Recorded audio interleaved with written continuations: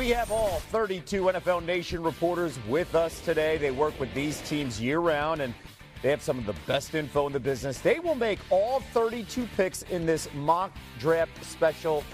We have our GM, Mike Tannenbaum, ready to analyze the first-round selections. I'm Kevin Nagani here, and we are just 2 days away from our favorite sound.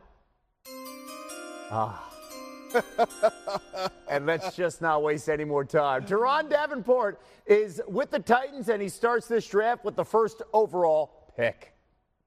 With the first pick in the NFL Nation mock draft, the Tennessee Titans select Cam Ward, quarterback, Miami.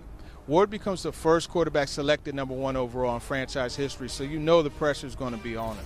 The hope is that for Brian Callahan's previous success working with quarterbacks to spill into this situation, allowing Ward to help improve the overall performance of the offense. That could only happen if they're able to add playmakers, so look for the Titans to add a receiver or two later on in the draft. But in the meantime, the biggest question is with Ward having worn number 1 at Miami and Washington State, is whether or not he'll have to get the approval of Hall of Fame quarterback Warren Moon to represent number 1 for the Titans. Oh, I love those baby blues there, Teron. Thank you so much. Mike, what's the most important thing we need to know with the Titans getting Cam Ward? Cam Ward plays with a calmness about it. I work with Brian Callahan, the head coach of Tennessee's father, Bill Callahan, at the Jets. They're very much about fundamentals and progression, and that's something I think Cam Ward does very well. The other thing, Kevin, look at that throw. When the ball travels 20 yards or more down the field, 12 touchdowns and only 1 interception, that is remarkable. That's exactly what they want to do in Tennessee. Run the ball, play action, throw the ball over the head. Ideal fit. And when you look at the veteran presence, we saw that with Miami immediately, especially in the pocket. No panic from Ward all last season. All right, the Browns are up at number 2. They need a quarterback. Here's Browns reporter Daniel Oyafusi. With the second pick, the Cleveland Browns select Travis Hunter, wide receiver and cornerback, Colorado. The Browns have a first-round pick for the first time since 2021, and with their unsettled quarterback room, it's left many to believe it could be perfect timing for a young passer in Cleveland.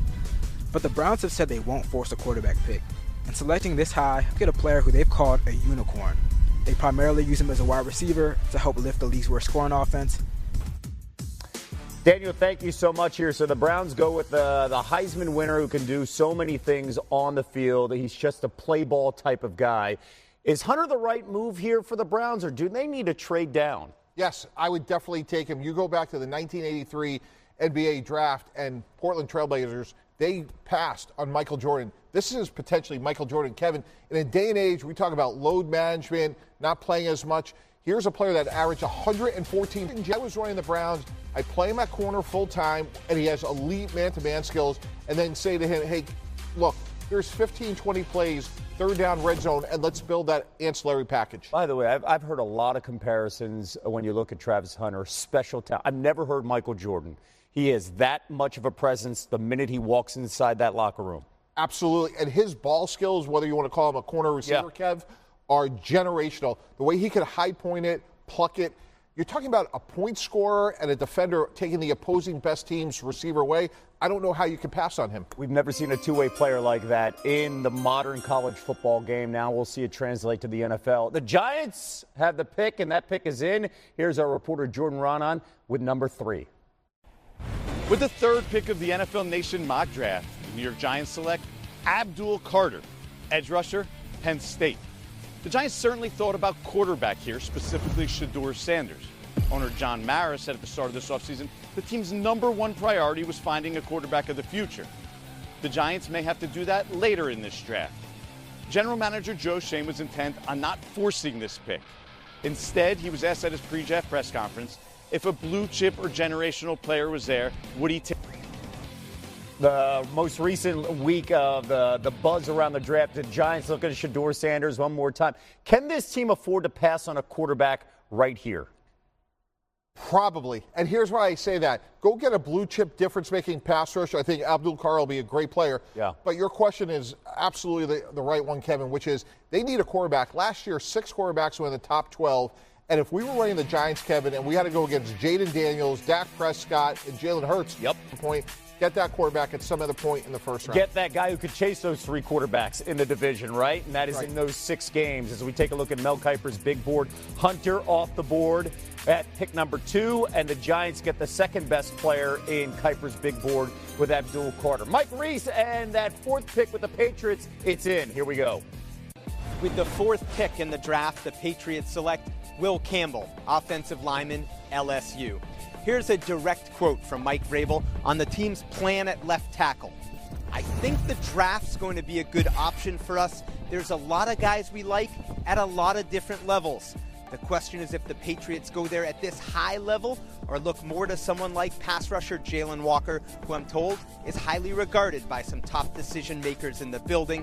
When I talked to people around the NFL, they said Campbell is a Vrabel-type player and also the type of player that would reflect the culture he wants to build here in New England. You got your quarterback in Drake May. You find your tackle, a guy that has played in the SEC with all the big men in the trenches. He's been fantastic. Okay, the pick is in at 5 with the Jaguars, and it feels like this is where the draft could begin. Here's Mike DiRocco. With the 5th pick, the Jacksonville Jaguars select Ashton Jeanty, running back, Boise State. Are there multiple needs on defense? Absolutely. But the new regime can't pass on adding one of the few elite players in the draft. New head coach Liam Cohen asked at his introductory news conference, how can we make Trevor Lawrence and this offense as dynamic and explosive as possible? Adding playmakers will help. Jeanty led the nation in rushing and had 12 runs of 50 or more yards last season at Boise State. More importantly, he brings an element of physical toughness that this offense has been missing for a while. This is fascinating. Mike, do you think Jeanty should be going at top 5 in this draft? Yes, but not to Jacksonville. I think he's a really good player. I think he's a difference maker. He's explosive. But if we were running the Jaguars, like you just said, they drafted Travis Etienne. Yeah. They're in desperate need for help up front. I would have looked at Mason Graham. But one of the things that's remarkable is Ashton Jeanty, Kevin, has had 1,700 yards after contact. That would have been the most in college football alone.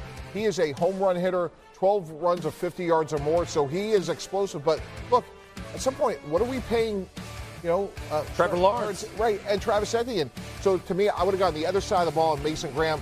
Jeanty's a great player. Yeah, no doubt about it. I mean, he's a plug-and-play on Sunday. Your best player there, potentially going to win Rookie of the Year. That's how good he is and how he can transition. And the Raiders are sitting there saying, wait a second, we wanted the running back. What do they do now? Ryan McFadden picking 6th.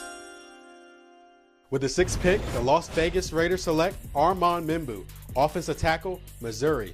During the league meetings, Raiders general manager John Spytek hinted at bringing in competition at offensive tackle, saying, we have a draft, we have 9 picks, and I love linemen. Membu started in 30 career games with the Tigers and allowed just 1 sack and 391 pass blocking snaps in 2024. With his athleticism and power, Membu has the potential to be an immediate starter, providing protection for quarterback Geno Smith, who threw 13 interceptions and had a QBR of 19.6 when pressured last season. All right, 2 tackles off the board in the top 6 picks. And now let's go to the Jets at number 7. Here's Rich Cimini.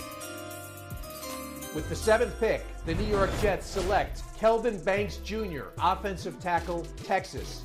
Unlike their exit meeting with Aaron Rodgers, this decision might actually take some time because Tyler Warren is still on the board and the Jets need another weapon for quarterback Justin